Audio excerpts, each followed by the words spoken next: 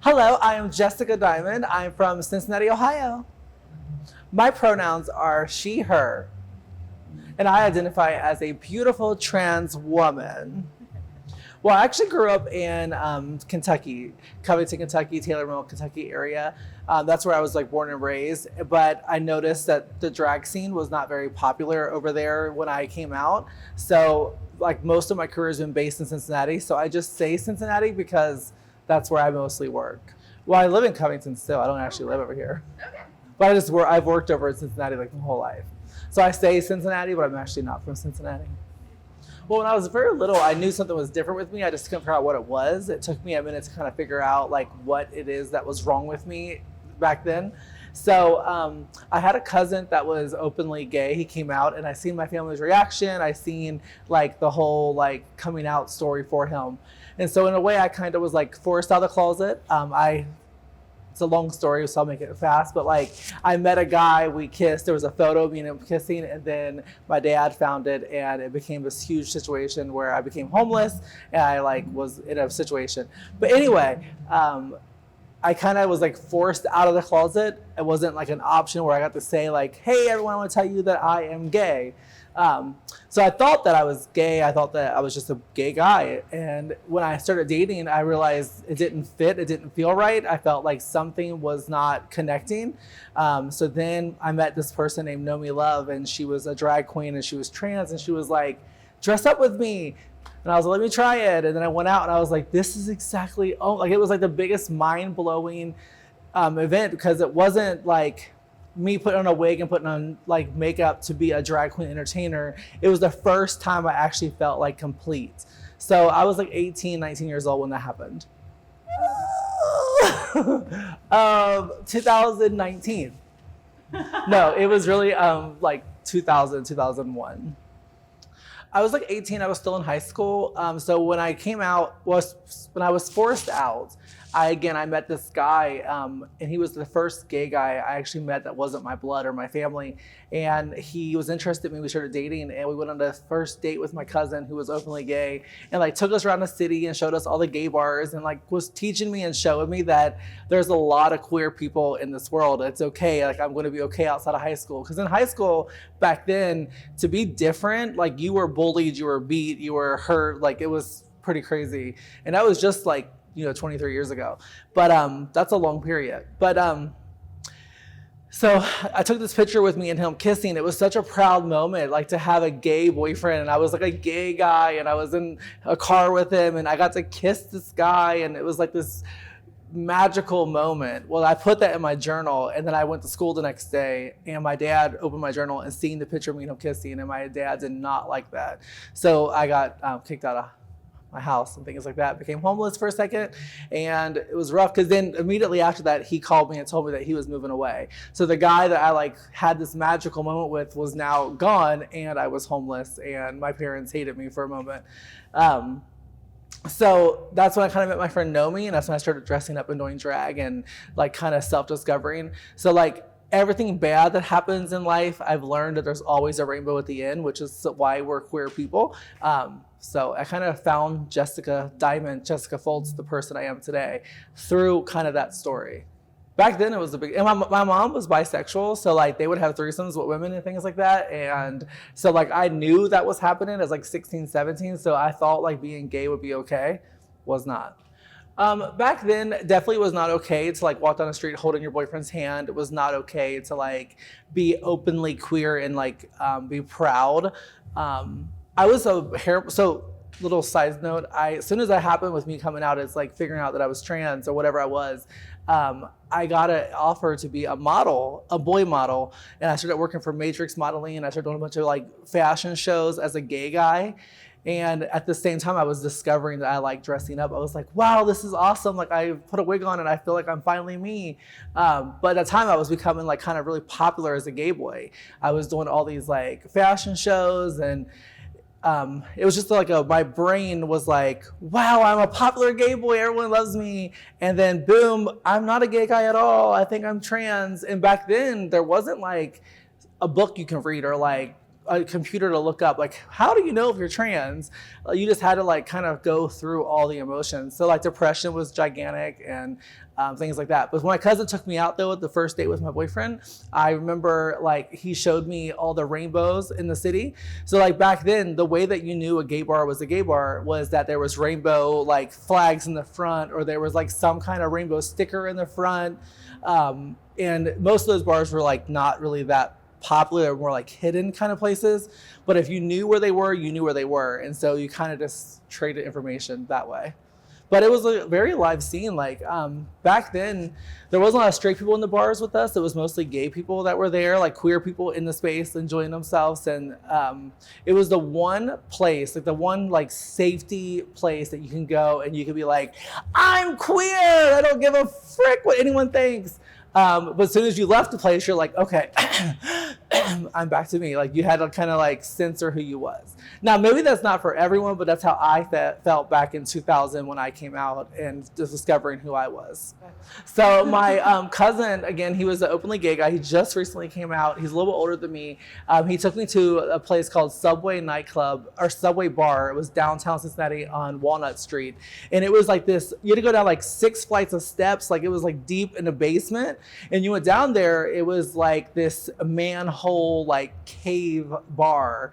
And like there was hot leather, like daddy bartenders, and there was like a jukebox you played music on. And there was like a really old school, like really old drag queens performing, very underground. And that like blew my mind, because I was like, I remember hearing about like undergrounds, like, what's that called? Where like the underground parties, like, no, what are they called? Like Oddfellows has one in the basement. A speakeasy. Like it was like I got to see what like a speakeasy was. Like that bar was so unique. And then there was like this like secret gay sex stuff that was happening there, kind of like low key. But that's where you had to go if you wanted to meet someone. There wasn't like apps, and there wasn't gay.com. There was AOL, like men for men chat rooms, things like that back then, but that was kind of it. So if you want to like, if you're a married straight man, or if you're a straight person trying to come out, like you had to go to a gay bar to meet someone. And so sometimes you can't go home, so the only option was the Subway.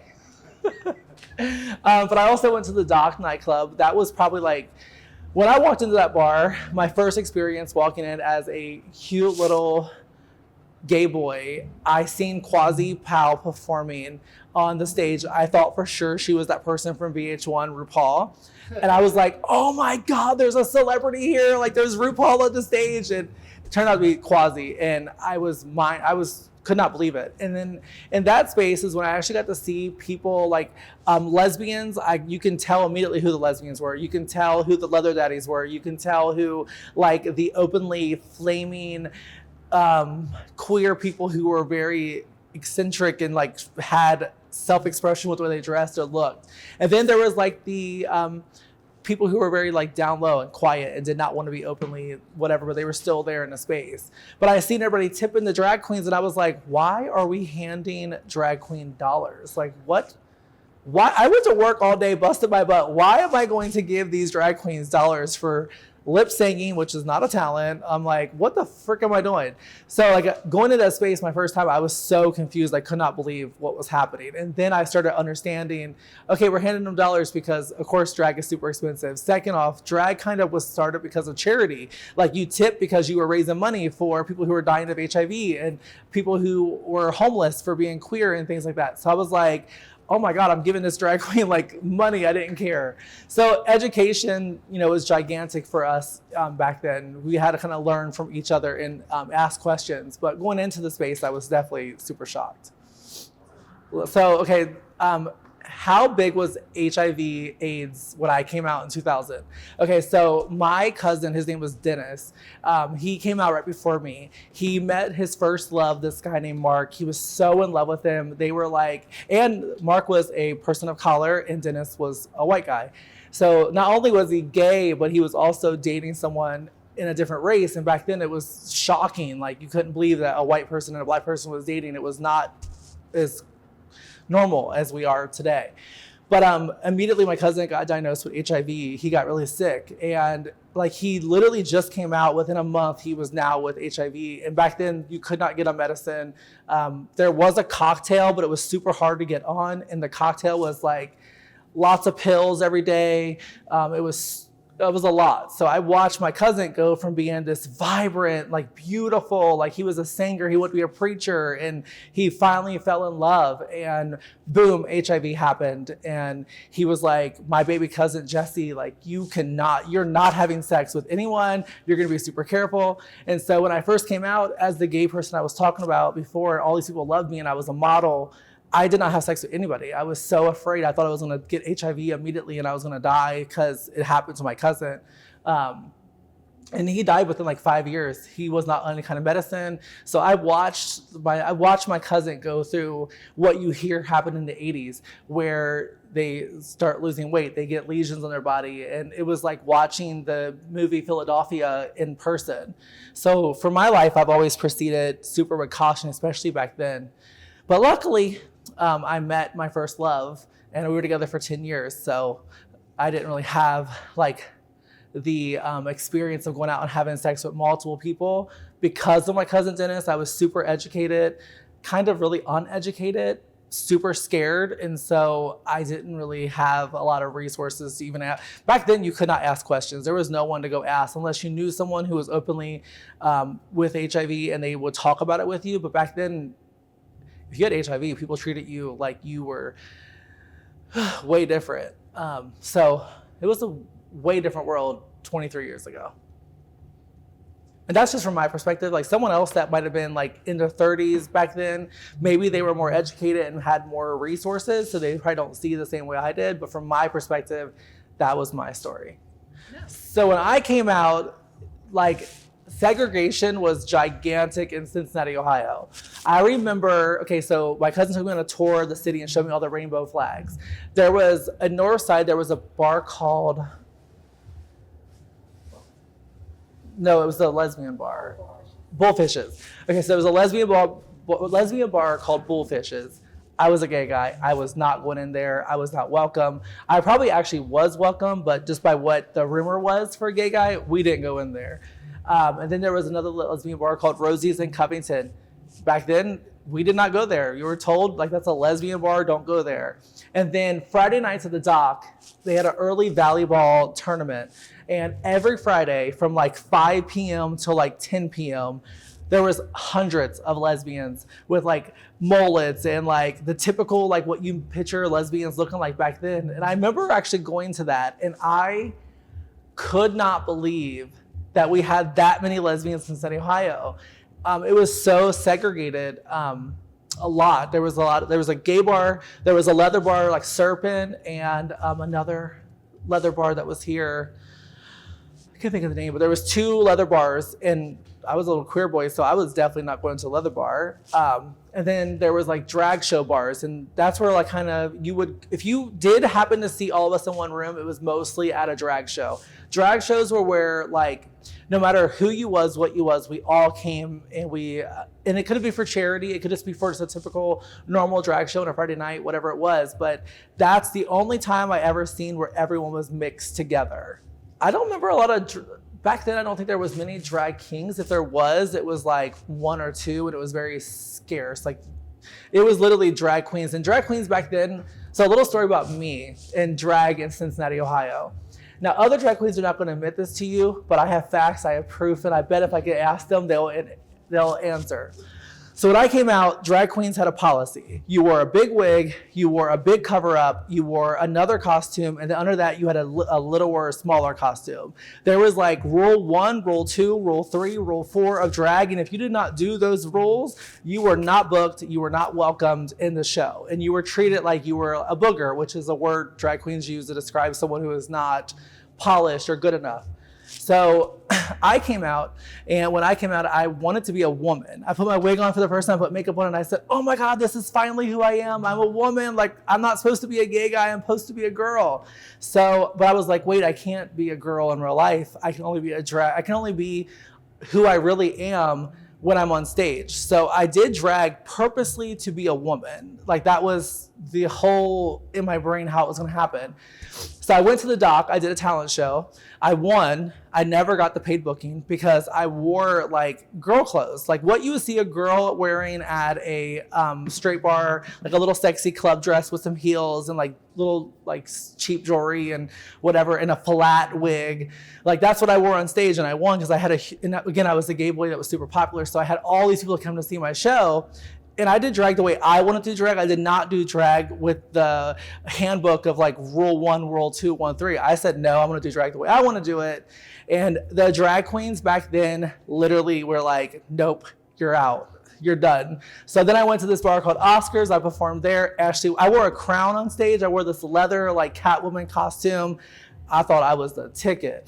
But I wore a crown. I did Britney Spears Stronger, and Ashley West came on stage and she read me for 3 minutes about how disrespectful it was that I wore street clothes on her stage and I wore a crown after she's won like 25 titles that she worked her ass off for. I was humiliated, and I probably brought 200 people to the show. It was packed because of me, but she like destroyed me on stage. So in that moment, I said, you guys just created you created a monster. So I went to this little hole in the wall bar called the Pipeline. It was failing. It was not popular. It was the worst bar in Cincinnati. At the busiest moment, there might have been 5 customers in there at the busiest. I walked in and I said, hello, my name is Jessica Dimon and I want my own show here. I will pack this bar out to capacity. I'll do the first, I was like 18, 19 years old. So the fact that I was able to do this back then is shocking. But I said, I will do the first show for the first 3 weeks for free. We'll work for tips only. After that, I want a budget of $300 and I want to cast, and it's going to be called Spicy Divas, like the Spice Girls. And I had this vision of what I was going to do. And I went out and I took flyers from like Kinko's and I printed them out, which is no longer, I think there's no longer a Kinko's anymore, but it's a FedEx now. But I printed out all these flyers that I made myself. I went out and I went to the dock. Behind the dock, everybody's back there having sex. I would go knock on the window and be like, hi, I'm Jessica Dimon. I'm a drag queen. I know you're getting a blowjob right now, but here's a flyer. I have a drag show at Pipeline. You know the Pipeline? You have to come. I'm Jessica. Nice to meet you. And like, I literally would become friends with people that drag queens probably never talked to. And then the young, cute little gay boys that were fresh 18, 19 years old that did not understand nothing, I became this person that would walk up to them with a flyer and immediately start a conversation. And I would give my phone number. And back then we had like the Nokia. Texting was not even like really an option back then. It was literally at a column. So I said on my phone, I called probably 5,000 people. That's an exaggeration. But I was like, Spicy Divas, Pipeline, you have to come. My first show, I had over 300 people in a space. Nowadays, picture Good Judy's in your brain, that kind of space, 300 people with a line out the building. And that happened for like 3 years, every single Thursday night with the Spicy Divas. And I never called Quasi, I never called Ashley, I never called none of them and said, hey, will you book me? They called me and was like, hey, I would love to be part of your show. How do I be part of it?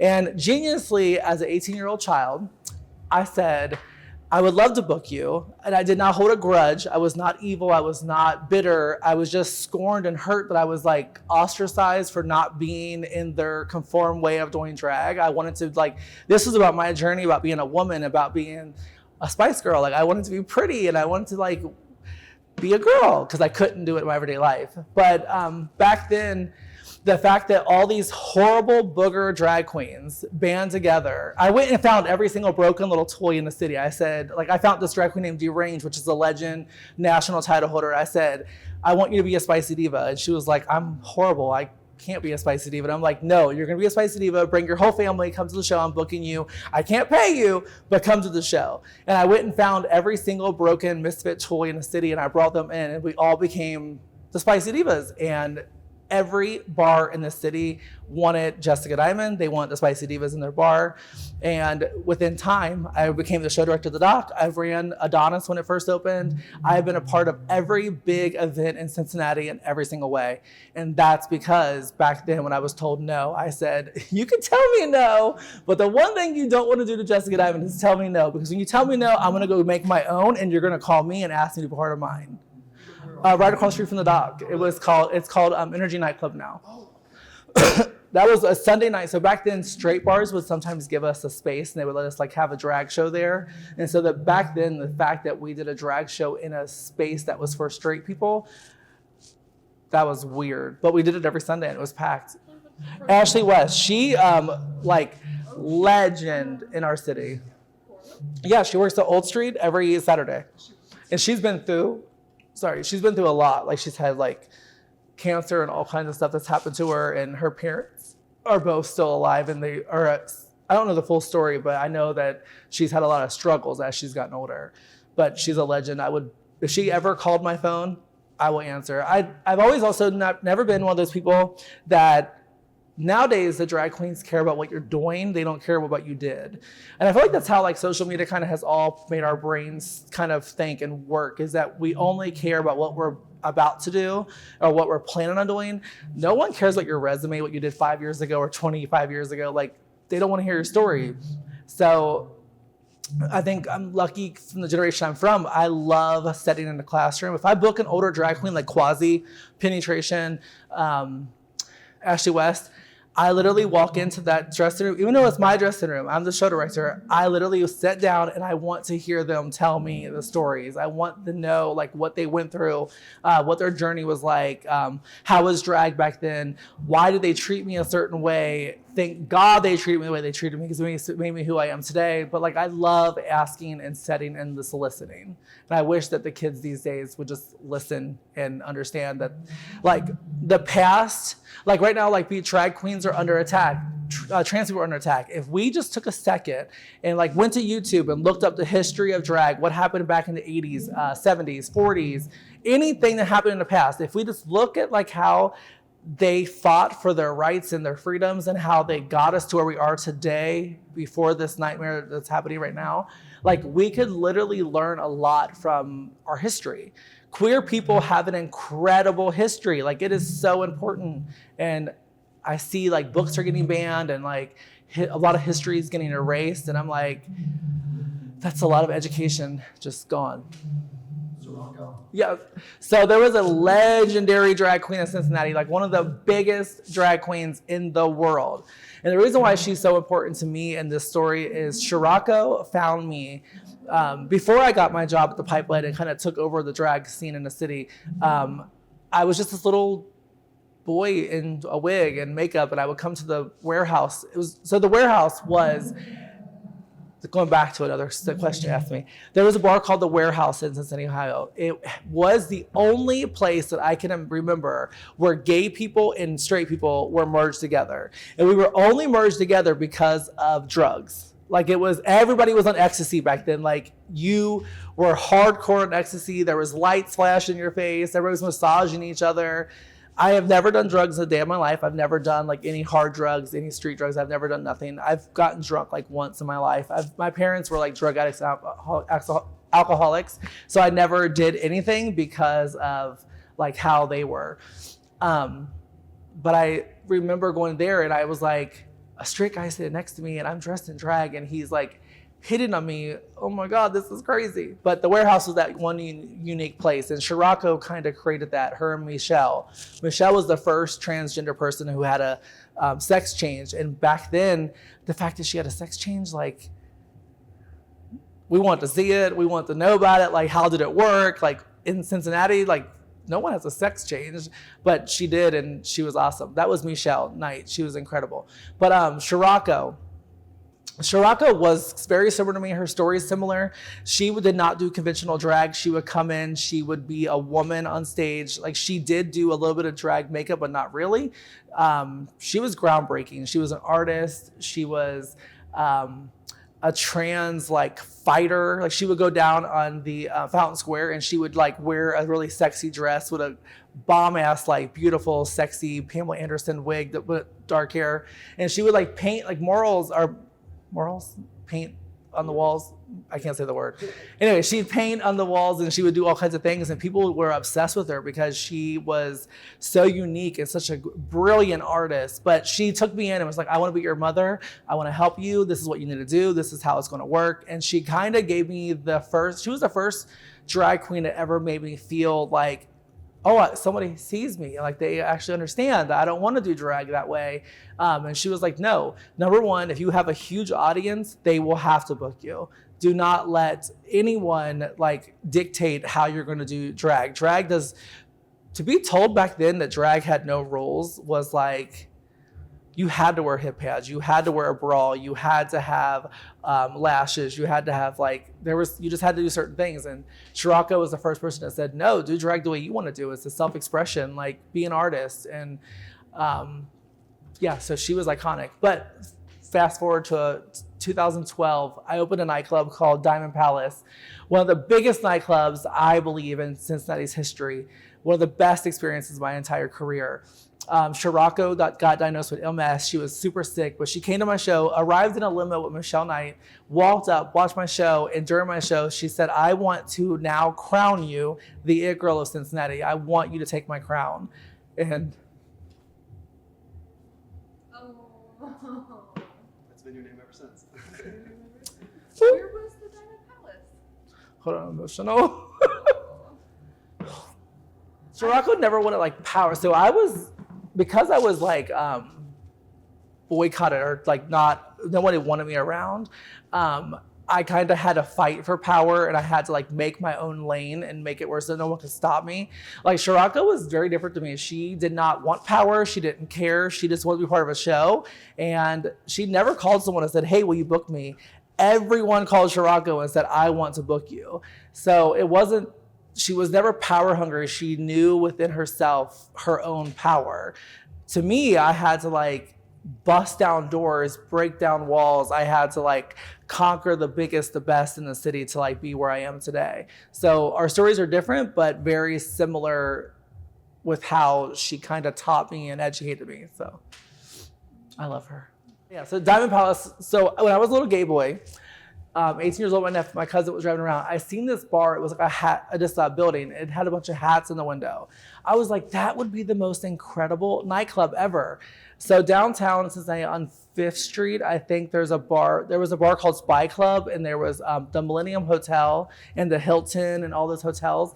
Well, on a little side by Duke Energy Center, there was this like corner building that was never used. It was a hat place. You had to buy hats. And back then I don't think anybody was buying any like hats like that. But it went out of business. And I told everybody, I said, that is going to be the nightclub. I want to own that nightclub one day. I'm going to make something happen.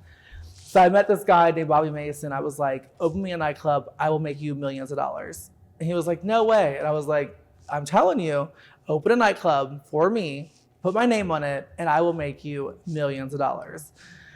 Well, it just so happens I made him a lot of money, but he was a not so good person, and the bar was not very successful because the fact that I said I can make him lots of money, it was about the money and what he could take from the situation, and I kind of got like used and abused in the situation. But what we did in 1 year was phenomenal. One of the best moments. Like I had Sharon Needles right after she won. She had #1 album in the world on iTunes, and she was at our bar for like Pride, and she came out in a casket. Like she said, if this isn't when you book a big celebrity, they have like a rule of what you have to do for them. Well, we had to go rent a casket from a casket store, have it delivered to our bar, and then bring her on stage in a casket with funeral music playing, and open the casket, and then she'd pop out. And that was like a part of her with Pabst Blue Ribbon beer that was warm, and some other things that was in her little like roster we had to do. But that moment that we had a line wrapped like around the street, like it took like about 2 hours to even get into the bar. Yeah, one of the best experiences. That was like 2012, and it was downtown Cincinnati, I think on 5th Street. Less than a year. Like it was but we had Roxy Andrews for fresh off the show back then. Like we had the most incredible cast, like magic. But he started doing some really bad things in the bar. As I seen it, like the Titanic, this beautiful ship, I seen it going down, and I said, okay, I'm gonna get on a boat, and I'm going to get out of this boat quick as F, and I took off. Went back to the dock. So one thing Shirako taught me a long time ago is that gay bars are going to use and abuse drag queens. They're going to take advantage of us. They're going to take money from us. They're going to she taught me to never make it about the bar, make it about me and my girls and protecting my space and my people. The bar was just there to make money.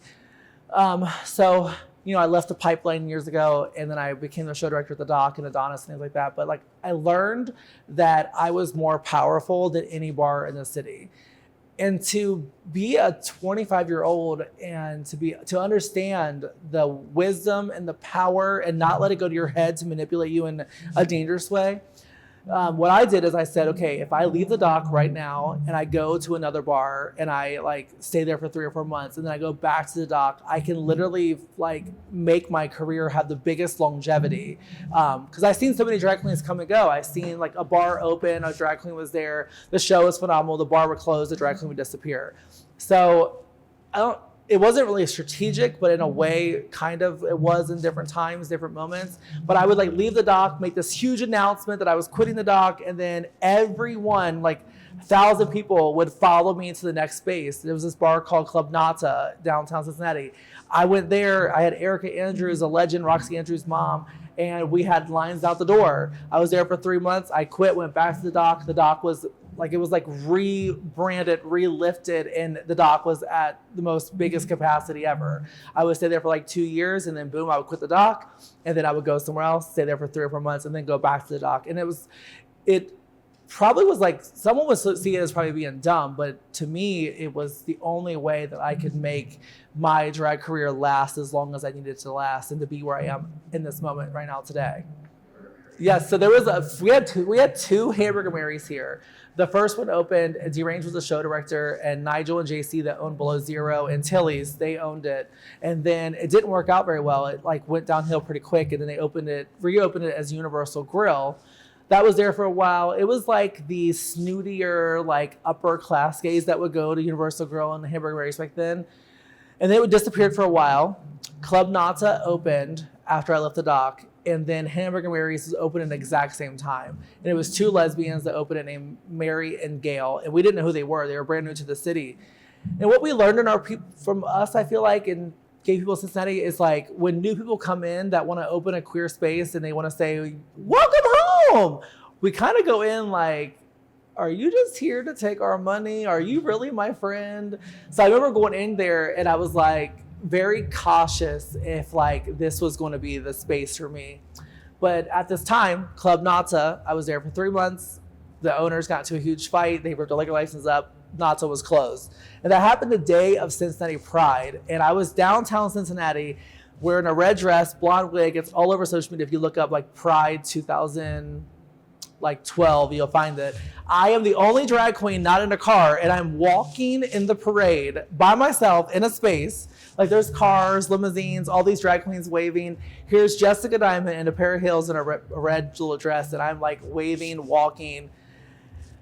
Horrible situation, but I took thousands of pictures with everyone. I was on every news channel because I was walking. And so even though it was dumb, it was brilliant at the same time. But that day, Hamburger Mary's called, they're we heard that Club Nata closed. We want to hire you. Come to our bar. We'll start you tonight. And I was deal. So their grand opening weekend, I kind of went there and took over. And I was there 7 days a week. I was there for a couple of years. And then I came to Cabaret when Cabaret Below Zero opened. So that was 2011? I feel it was before Diamond Palace, because it was the Dock, Club Nata, Hamburger Mary's, Cabaret, the Dock, Diamond Palace.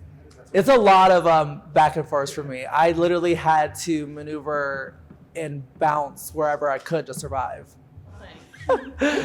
So after Diamond Palace, I went back to the Dock, and something happened in that time period. It was 2013, 2014. There is this one bar in 2010, 2001, 95. It was called Connections in Louisville, Kentucky.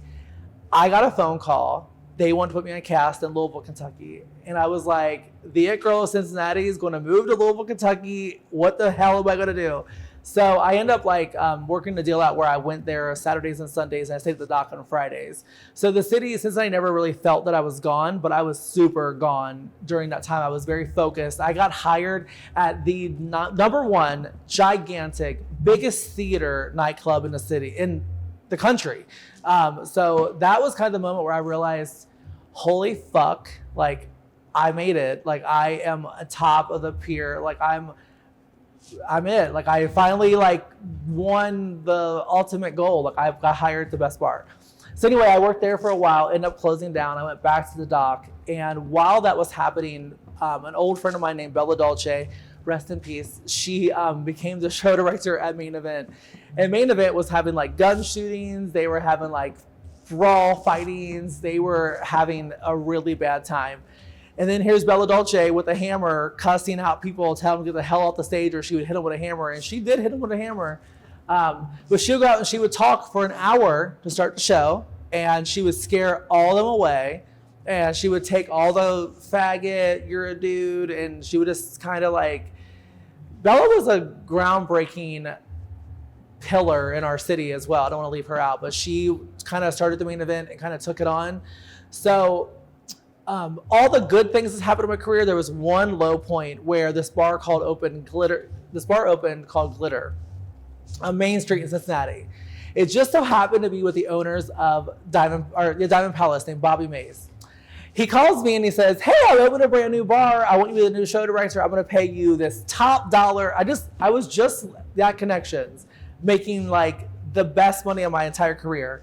And then that closed, whatever, and I go to this bar called Glitter, and I said yes. I quit everything, went to Main Street, went to this bar called Glitter, and it opened. And the grand opening night, a SWAT team came in, and they were arresting people, and we were buying bottles of liquor from Kentucky. And I was like, holy shit, what am I gonna do? Like, this is the first moment in my career where Jessica Diamond took a detour and it was a dead end, and I don't know how I got there. And the only thing I had left in my pocket was Bella Dolce. I called her. I was like, I have to leave Glitter immediately. Like, the SWAT team was here. What the hell was I thinking, being back at Bobby Mays? And I went to Main Event, and Bella was like, you have a job. You're my partner. I'll be the show director, you be the host, the MC, and we'll do it together. And she paid me what I needed to get paid to survive, because drag is my income. Drag's how I survive. I did have other resources of income, but drag has been like my career. So while I've seen everybody in my age group like become lawyers and doctors and become like the biggest real estate agents in this tri-state area, this person was like the drag queen, the drag artist that made a career out of it and works 5 nights a week and has never stopped. But so Main Event, Bella just went through absolute hell fighting people to like respect the show. So then I came in and I was on a high. Like, I just left connections. I just was at the dock. I was just at Glitter, even though it was a huge mess up. There was 1,000 people in that bar that night on the grand opening. And I was like, I have to make Main Event become something glorious. And so I went there. I was a show director for a little while, and then I went back to the dock. Then the dock got bought out by the city, and they were like, we're going to put a bridge in. We got to go. So here I am again. I'm at the dock. The building's closing. Bella's calling me like, you have to come back to Main Event. And I was like, okay, this is my only last option. So I went back to Main Event, and I somehow turned this horrible situation. And while this is happening, COVID's coming. Like, COVID is like right there. And I, Jessica Diamond, am at the bottom of my career. I remember this one Saturday night, I was at Monica St. James. We were in the dressing room. There was 3 customers on a Saturday night at Main Event. Below Zero was packed. Every bar in the city is packed. We're at Main Event, and there's 3 customers in the building. Monica has done a lot in our city. She is a pillar. I mean, she is like a building that you never would see go down in our city ever. Like, she was like someone gigantic. And here we are, 2 top queens, and we're sitting in a room with no one. And so from that moment, I said, okay, this is not going to happen. So I went back to my roots. I went out and gave out flyers. I went and I called people like my friend Jake, and I was like, you have to come here. Like, I don't care what you're doing. I know Below Zero is beautiful. I know these other bars are gorgeous, But our friendship, like, you know me, like, I need to call it a favor, please come. So I started like calling every single person. I started writing them, and like, it was my most desperate moment in my life. Probably in that second, I had to like call upon my friends to come to Main Event and support it. And then COVID happened. Here I am, a drag queen living off bars, and I have absolutely no work. And so for a while, I started just surviving. I did OnlyFans. I did whatever I could to make money and survive. I had some savings, thank God. Older drag queens taught me a long time ago, bars will not care about you. They'll never pay you. Like, it's always under the table. So when you go to retire, you're screwed. There's no money to fall back on because it's all under the table. So thankfully, drag queens taught me to save money. So I saved, so I was protected. But I do remember there was a moment, we opened at like 6 p.m. We closed at 10 p.m. And I started booking these RuPaul's Drag Race queens. And during the worst part of our queer scene in our city, in the middle of COVID, we were like 300 people in our bar on a Saturday night during COVID, when you're not supposed to have that many people in the building at all because you could get really sick. Super dangerous. I don't know how it happened, but people just wanted to go out, and we put together shows, and Main Event became a gigantic show. And if it wasn't for Main Event and what I did at that moment, I don't know if Bloom in this situation would have happened, but it happened, thank God. I think I was at Main Event. So Glitter, I think, opened, if I had to guess, 2016. We just had, this is how you kind of do the math, is, what is her name from RuPaul's Drag Race? I gotta think about it. I think it was 2016 when I was there. And then I went back to the doc. The doc closed, I think, 2017. And then 2018, I went to Main Event. And then COVID hit in 2020.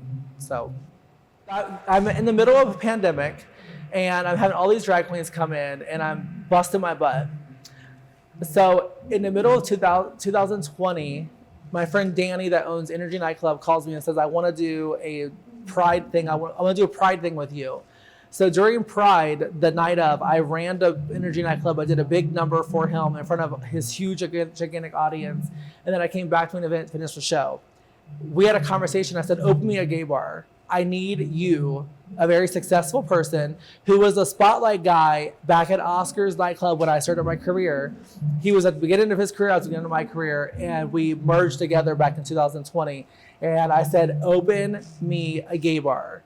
Whatever you gotta do, open me a gay bar. He said, I'll give it some thought, I'll think about it. So he opened a couple other bars, he did some other things, and then I remember I called him, I think 2021, and I said, Below Zero is closing. We have to get the space.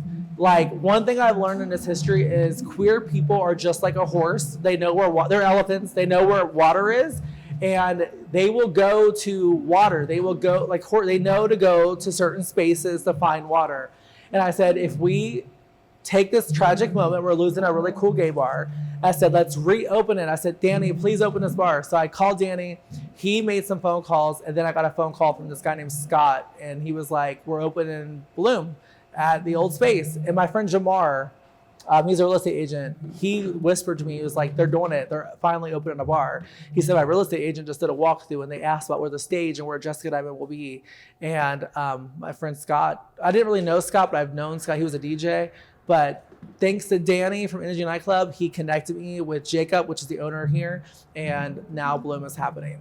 So thank God I had someone to call in a bad moment and was like, open me a bar, please. So that's how that happened. And now here we are. We're like almost 8 months in. Bloom is super successful. It's super busy. I don't think we've ever had a bad night so far. Thank God. So thank you for the queer people in our city who support us, and the straight people. Like, there's a huge straight audience that support queer people in drag shows. And I'm very thankful for everyone that supports drag. Well, so in a timeline story for drag artists, I remember there was a moment where gay.com started. So there was Cincinnati Gay Ferment, gay AOL chat. So everybody was on there kind of chatting, and you would also about going to a bar to meet people. So back then in 2000, 2001, 2003, you would like go on the internet, you would like kind of chat with people, then you would go to the bar to meet people and kind of see faces for the username. So then gay.com came out, and gay guys would just set on the internet and they would do hookups. that was in the first like hookup culture kind of started. So like they'd be there, they would talk about, this is my address, go meet me, and they would go hook up. Before that, it was gay bars. So drag shows and gay bars were thriving, but then gay.com happened and people stopped coming to the shows and stopped going to queer spaces. And I remember I was in a dressing room at Penetration and she was like, gay.com is killing gay bars. Like this is going to be over. Our story, what are we going to do? So I remember she was kind of anti-gay.com. She was like, stop, because people were getting murdered. There was bad things happening from gay.com. Like there was hookups that went wrong. But we kind of had to use that to sell, like, stop hooking up. It's scary. Come to the gay bar, meet someone in person.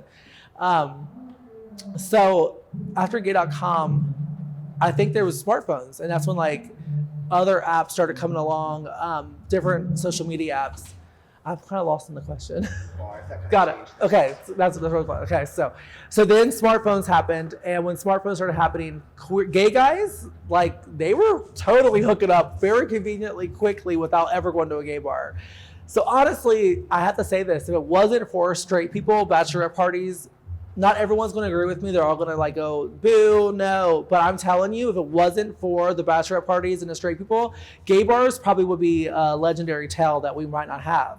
Because the more that we became accepted, gay people would start going to straight bars. They would go to Energy Nightclub. They would go to all the straight bars. They're accepted now. They can hold hands. They can kiss. They can be queer. And they're all with all their best friends and they're having a great time. So like, you didn't have to go to the safe queer space to be yourself. You can be yourself anywhere. So my theory is, if it wasn't for straight people, I don't think we would have what we have today. In a way, I'm kind of grateful that those straight people are kind of turning against us a little bit, because what's happening now is queer people are waking up a little bit, being like, wait a minute, these people might like come support us, they might be in our spaces, but they also go see circus clowns. They also go support like dog fighting. They also go support like some really bad things. So are they really supporting us, or are they just coming here to watch a circus clown? So in a way, I think if we're smart and we look at the past and history, I think we can learn something from this and understand how important our queer spaces are. Understand that like not everyone is our allies, and we're not as like comfortable and as safe as we might think. So we really need our queer spaces. And I think with what's happening, we might have more of a, I'm not interrupting or nothing, are you, honey? Okay, so my first Pride, I remember I was working the dock, and my owner, his name was Joe, he was like, we're gonna do a big Pride parade, and I was like, yay, let's go. And back then it was not downtown, it was over at this park by UC. I don't know what the park's called, but we had to walk from that park to Jacob's, which is a little gay bar in Northside. But I remember we were walking, and like there was no cars, there was no like big like trucks decorated and things like that. It was just us kind of walking and protesting and being like, we're queer, we're here, like we're not going anywhere. And we were kind of, it was kind of a march. It was kind of like it was not a celebration. It was definitely a statement, but to us, we were obviously celebrating, but it was definitely not, to me, what it is today. And I kind of wish in a way that we had some kind of march, some kind of statement that we would do. I think that we look like clowns in a way, like we look like gestures, like people are walking around and being them queer self, which is amazing. But I think we have to remember we have enemies. They're not all our friends. People who are watching these parades, they are literally thinking about how they can get rid of us. So I think that we should be a little bit more cautious and be more aware that we have to protect each other. And but yeah, that was my first Pride. And then as it got better and got bigger, like I think I kind of. What year was that? Sorry. I think that first Pride was like 2008, maybe 2006. It was definitely, because I didn't go to the first couple of my first queer, like back then Pride was not like a celebrated thing. Like it was like you would go, because it was a protest. It wasn't fun. And I was a super baby gay. I was like 18, 19 years old. I didn't want to go to some protest and hear speakers talking. Like I was trying to like make gay bars be popular. And I was trying to revamp what drag is in Cincinnati. And I wanted to be different. I did not want to be the stereotypical drag queen. I wanted to be a woman. And there was a lane for drag queens who could be trans and be a woman. There was already a lane. I thought I was creating one, but there was already one, just not here in Cincinnati that well. But anyway, I just didn't go to Pride's right away. It was never a talked about thing. It wasn't what it is today. Like, we never got hyped. Oh my God, Pride's next month. We got to get a new costume and go crazy. But I do remember like 2010, 2012, 2014, 15. I do remember I would like start talking about how big, oh my God, I'm performing on the main stage. I have to get a new costume. And I kind of built this huge hype around like, if you're on the main stage and you're a drag artist, like this is your big moment. Like you finally made it. I don't feel like it's that way exactly anymore. I feel like anybody could be on the stage. I feel like there should be a spot for like penetration. There should be a spot for quasi. There should be a spot for legends and people who have busted down doors. There all should be spots for everyone else. I just don't think we should always not focus on our leaders in our community. But that's just my opinion. But Pride now to me is incredible. I love Pride. I think this year is going to be, I'm honestly scared of Pride this year. I'm nervous about what's going to happen. I feel like the queer, like, okay, so I think people who are leaders and people who are a part of like Pride, of course, they're having the conversations, but I think this normal, cute little gay boy, 22 years old, I don't think they're thinking that this Pride is going to be this big, scary thing. I also think people who are a little bit more older are like, wait a minute, I remember Stonewall, I remember hearing about this.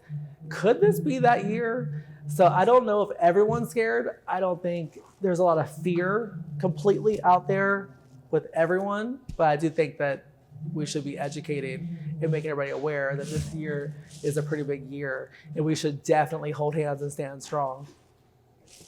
So like my trans story, I was telling you guys, when I first came out, I started doing drag and that was how I became a woman.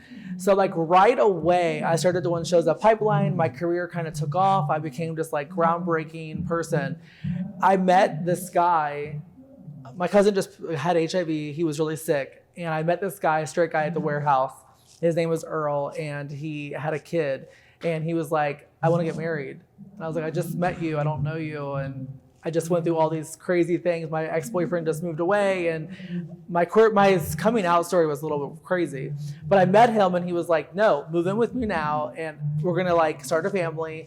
You're gonna be my son's mom, like let's do it. And I'm like, okay, you're 19, I'm 18, what the fuck are we doing? So I said, hell, let's do it. So I literally met a stranger and I jumped, and I think it was because I was so afraid of like what my cousin went through that I was like, I have to just risk it. I'm going to be fearless and I'm just going to try and see what happens. So I met with him and I moved in with him and I became a stepmom, and my little boy was like 2 years old, and here I am dressed up as a woman every single day when I was just a gay boy, and now I'm a trans woman with a kid and a husband. And holy shit, how am I going to hide this body here? It's 9 a.m. I have a kid. I'm in a hospital, or I'm at a doctor's office, or I'm at the grocery store, and I am not a trans woman. I am a gay boy with a wig on.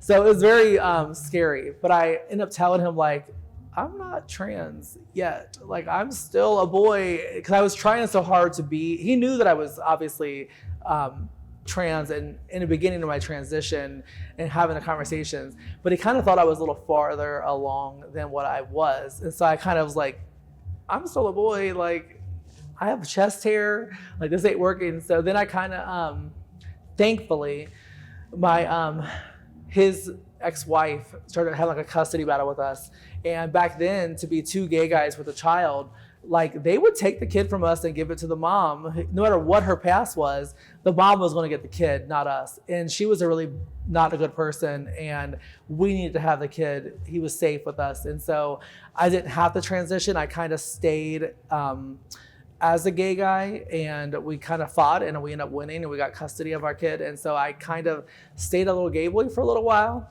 So then in like 2006, I told my ex-boyfriend, my husband, then I said, I'm transitioning. Like I am getting breast implants. I'm going to live as a woman, and this is just what I want to do. And he was afraid that if I transitioned, we would lose our kid. So we ended up doing like a breakup, and then I got back with him because he said, fine, do whatever you want. And then I transitioned. So 2008, I got my breast implants.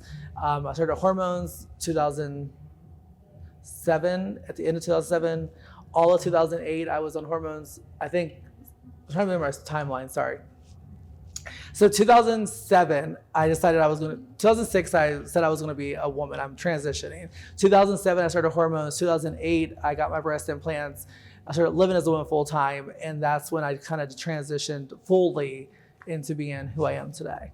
And I was working at a restaurant in Newport News called Claude the Irish Pub. And I remember I told my boss, I said, I'm transitioning.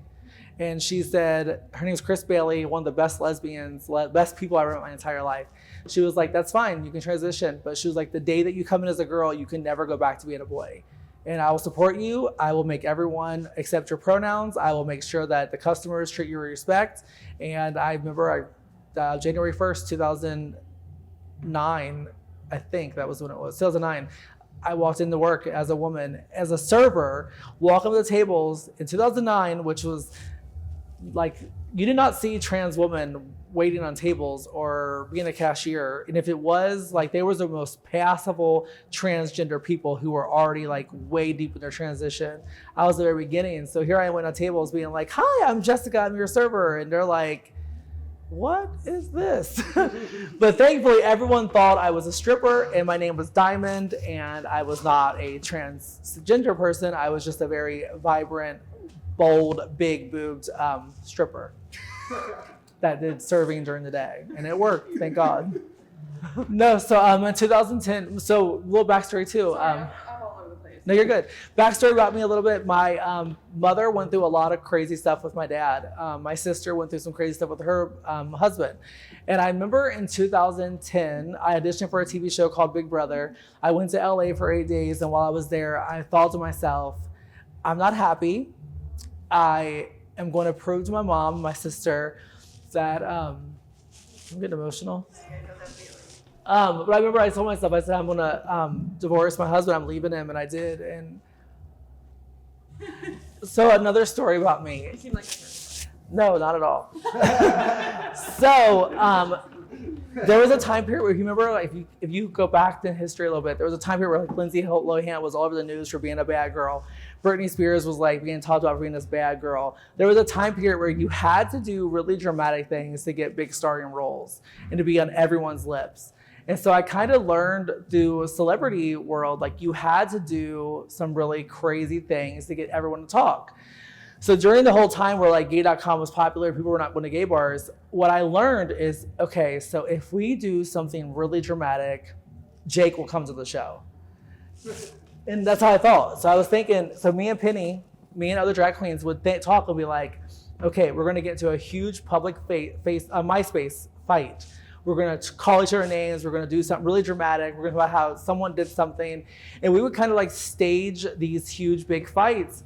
And every Friday, like, the gay guys would rush to the bar to see what like Bella was going to say about me, or what Penny was going to say about me on the microphone, or like what was going to happen. So there was a time period where we had to like kind of pull stunts to get the gay guys to talk about us. And it was kind of what celebrities have taught us, is like, do something big, everyone will talk about it. So I would post stuff. I would say, nowadays with cancel culture, I would not have a career. But back then, I would say things or do things. I was a terrible, terrible brat. And I would just like call people out for how they treated me, which was, I would never take like a fake, we would take something that happened and we would just like blow it up bigger than what it was.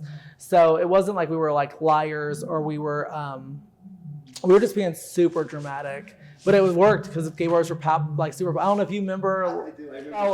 Penny and I, like, there's a really awesome story between Penny Tracy and Jessica Dimon. We are like probably the two biggest rivals in our city. So if you go back to 2005, go back to 2012, go back to 2014, whatever it was, like, it was known Penny and Jessica were like enemies.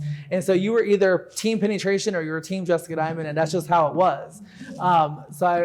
What is kind of happening now with the way drag is, me and Penny are kind of coming together, and we're like showing people that we're together. We're studying next to each other. We're in the same shows together. And we just had this big meeting with Cincinnati Pride. And I remember Penny said something that was kind of not what everybody wanted to hear. And I remember like I wanted to fight for her so bad in the meeting. And I kind of did a little bit. And I remember Quasi spoke up for her. But like Penny's a person who doesn't explain herself completely. She's very like off the cuffs, and she'll say something without an explanation. She left out something, but like I just feel like right now, our city needs me and Penny together more than ever. So, especially with people being so against us. I was a stay-at-home mom with my stepson and my husband, and I was like cooking dinner every night, and I was buying houses, and like my job was to take over the world with my husband, and we were going to do big things. And I was playing Betty Crocker at home with my baby and living life, potty training and stuff like that. So everybody else is out living and doing things. I'm raising a child plus doing drag. So that was kind of my extra thing was that. And then whenever my son would go to sleep, it was like, okay, clock in, go crazy. Well, being a star in Cincinnati is very easy right now today. But 10 years ago, to be relevant and to be a star, there were so many incredible people around the room. How did you stand out? So if you were not the best dancer, if you were not had the most expensive costume on, like what did you do to make everyone love you? And one thing about me from the beginning of time when I started drag, when I was just a cute little gay boy, I actually became friends with everybody. So I learned right away, like these are not my fans.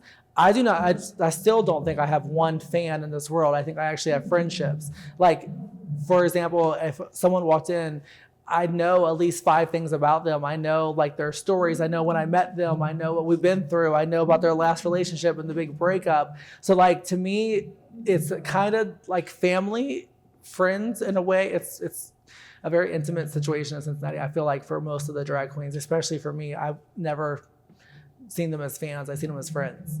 And I also tell all the drag queens that we're only the stars for 3 minutes when we're on stage. When we're off the stage, the audience is the stars, and they should be treated that way. We should be excited to take a picture with them. We should be excited to introduce ourselves to them and that they came to see our show. It's not about us when we're not on stage. It's about them.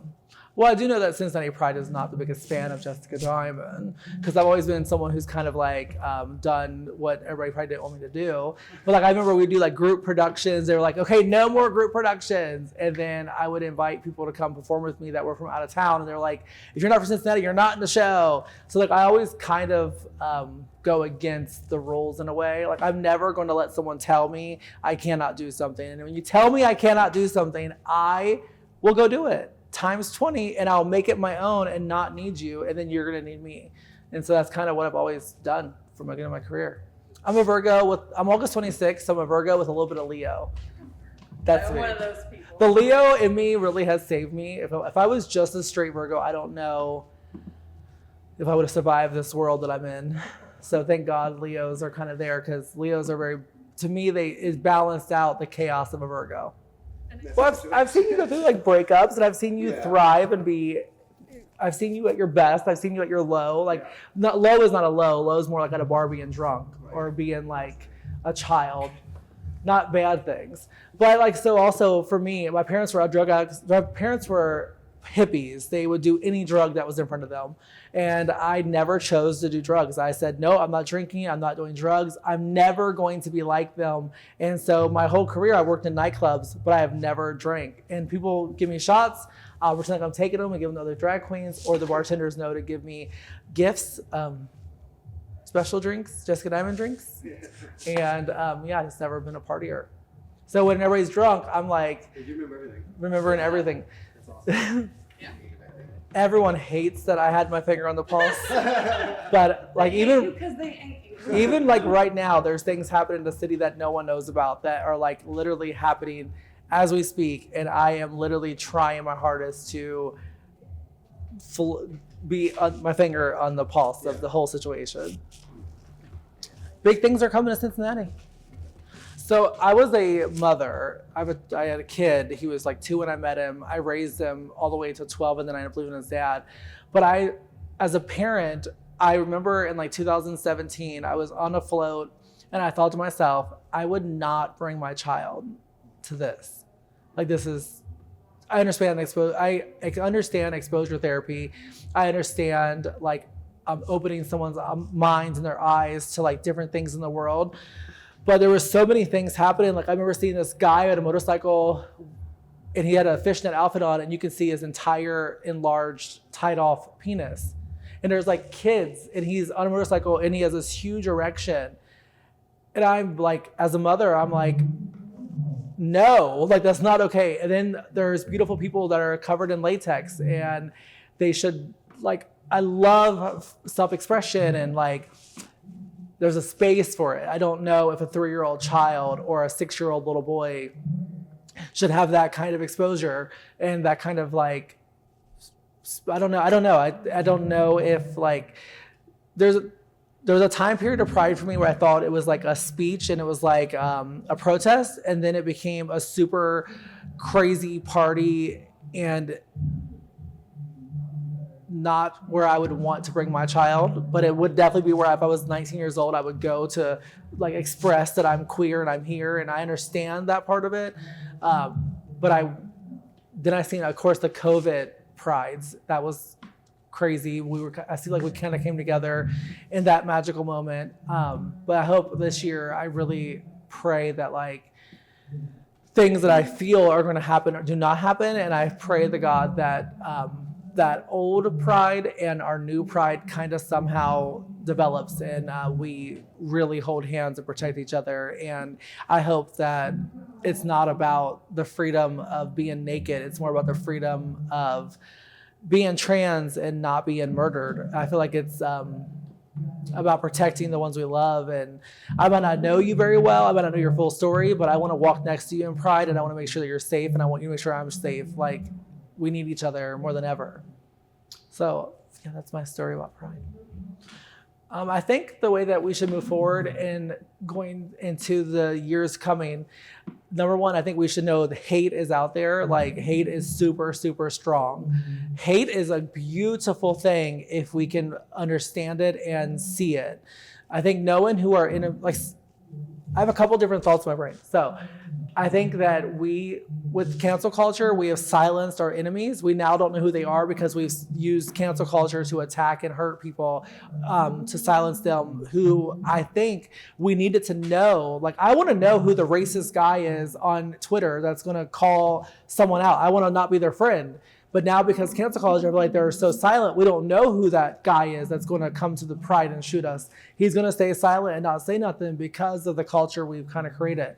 So I'm nervous about the silencing, and we might not know who our enemies are. So with hate, I think it's important to know who our enemies are. I also think with hate, it's important to know who we love and how to protect them and how to be safe.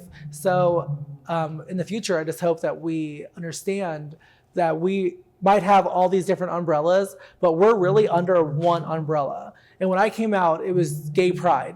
And that meant everyone in every umbrella was under one big umbrella called gay pride. And that included queer people, people who were straight, that was our allies and protected us. That included anyone that wanted to be under that umbrella. They all can come and be part of it.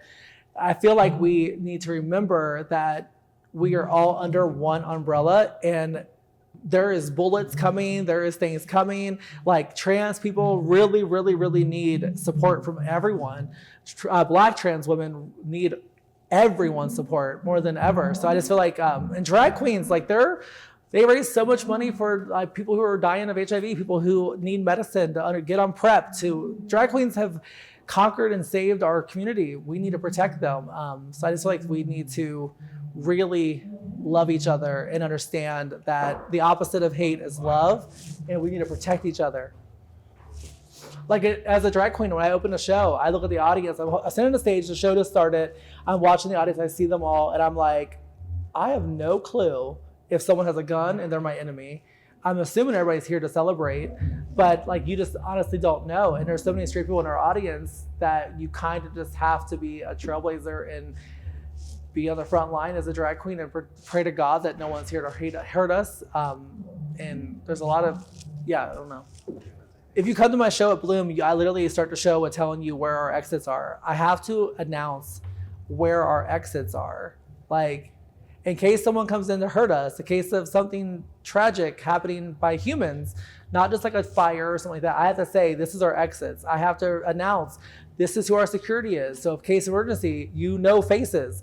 When you walk into a space, anywhere you go, you should know where your exits are. You also should know who like is going to protect you, who's like security, who's going to jump in front of a bullet for you, who's going to protect. And drag queens are going to be the ones who jump in front of a bullet for you, because we're going to be the ones on stage, protesting and yelling on a microphone, stopping people from hurting us. So, but to be able to have to announce where the exits are, that was a moment where I realized There is some major hate.